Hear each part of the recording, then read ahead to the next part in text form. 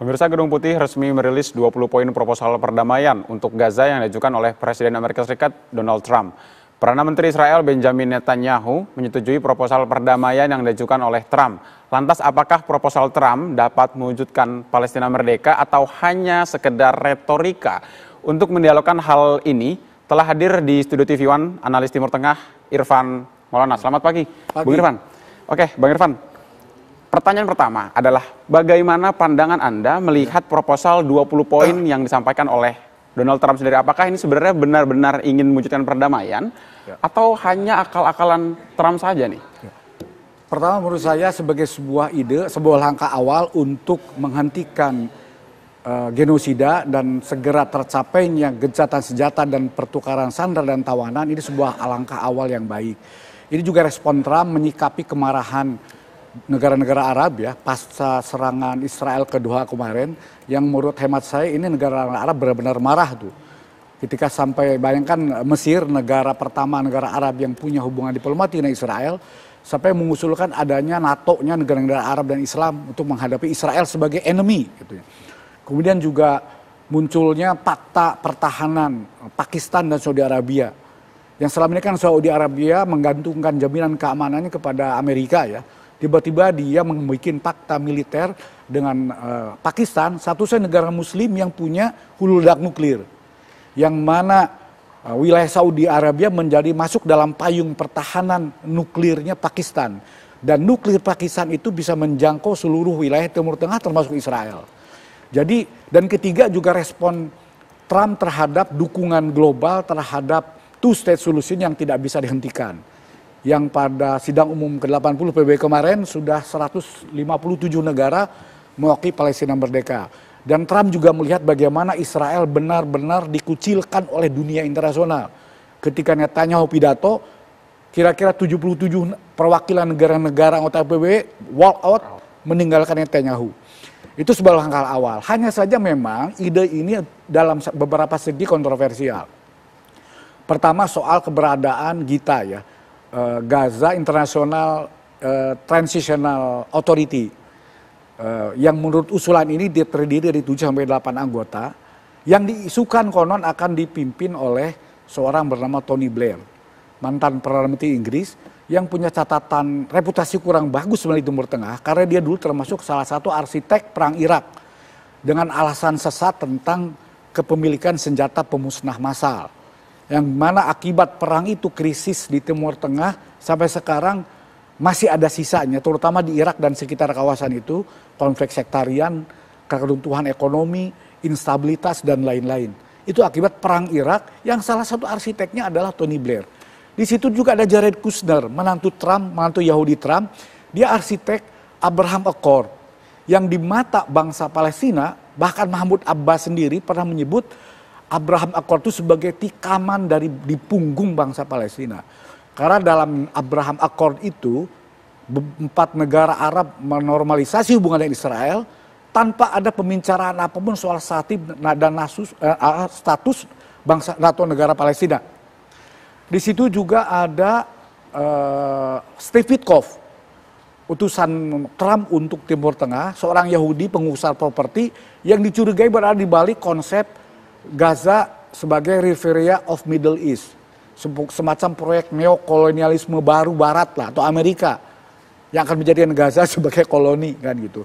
Jadi itu menjadi kontroversi dan saat ini kan Hamas belum menunjukkan pernyataan resmi. Qatar sendiri menilai ada beberapa poin yang harus dipelajari. Tapi hemat saya setidaknya ini langkah awal untuk menghentikan genosida dan langkah awal Israel untuk menarik pasukannya dari wilayah Gaza yang diduduki. Kemudian rekonstruksi segera dimulai dan kemudian Gaza kembali menyatu bersama induknya tepi barat dan menjadi satu negara berdaulat tepi barat Gaza dengan ibu kota Yerusalem Timur dalam konsep two-state solution yang diakui dunia. Oke, Kak Irfan, Anda menyampaikan ada beberapa catatan khusus mulai dari langkah awal, ini langkah awal sampai tadi ada beberapa catatan khusus soal bentuk keterlibatan ataupun juga proposal Amerika Serikat ini. Nah, jika kita berbicara soal langkah awal perdamaian di Gaza, di Palestina, apakah kemudian proposal 20 poin ini yang mengandung ada beberapa banyak intervensi segala macam bentuknya, apakah kemudian dapat menjadi jaminan dalam perdamaian di Gaza? Seperti apa Anda melihatnya? Saya melihat saat ini memang tidak ada pilihan lain saat ini. Memang kenyataannya Trump yang punya usulan. Sebetulnya sebelumnya sudah ada proposal Mesir yang di-endorse oleh negara-negara Arab. Yang sebenarnya ada kemiripan dengan proposal Trump, terutama poin soal pemerintahan transisi yang nanti dikelola oleh teknokratis Palestina yang non-partisan. Nah, dalam usulan 20 poin Trump ini kelihatannya ide-ide juga diakomodasi. Hanya saja memang selama proses menuju pemerintahan transisi teknokratis Palestina itu dipimpin oleh GITA ini nih, Gaza International Transitional Authority, yang di situ akan dipimpin oleh Tony Blair. Hanya akan diwakili oleh setidaknya satu orang representasi Palestina dan satu orang yang mewakili kelompok Muslim yang terkemuka. Itu artinya pemerintahan GITA ini akan diisi oleh kelompok kalangan dari berbagai kalangan. Hanya segelintir atau sebagian saja yang mewakili unsur Palestina. Itu memang yang menjadi kontroversi. Tapi memang ini proposal ini yang saat ini ada di depan meja, di atas meja, yang harus segera dipilih iya atau tidak. Karena kalau jika ini ditolak, artinya tidak ada lagi kekuatan penekan untuk menghentikan Israel, menghentikan tindakan brutalnya di Gaza. Artinya Bung Irfan, Anda mengatakan bahwa ini kemudian yang perlu dilanjutkan atau perlu ditindaklanjuti adalah bagaimana kemudian langkah awal ini dipastikan untuk dapat mewujudkan perdamaian. Nah, yang menjadi pertanyaan saya adalah ada poin 9, di mana poin 9 ini menyampaikan atau juga berpesan untuk membentuk pemerintahan sementara yang ada diawasi oleh Amerika Serikat yang Anda sampaikan juga tadi. Nah, sebetulnya laporannya ke Dewan Keamanan PBB, bukan ke Amerika Serikat. Baik, nah apakah kemudian dengan pembentukan yang kemudian diawasi juga oleh Amerika Serikat dalam hal ini, apakah ini menunjukkan ada intervensi dari Amerika Serikat? Usulan ini menunjukkan intervensi. 20 poin ini menunjukkan intervensi Amerika. Kan saya katakan tadi, Trump menunjukkan ini setelah tekanan sedemikian rupa, setelah kemarahan negara-negara Arab pasca serangan Israel ke Doha, dan dukungan global yang tidak bisa dihentikan terhadap two-state solution yang sudah 157 negara. Tinggal 10 negara saja sebetulnya yang benar-benar masih menolak, karena yang lainnya juga akan menerima dengan syarat. Jadi intinya ini sudah aspirasi keinginan besar internasional. Jadi sebetulnya memang ini konsep yang ada di atas meja.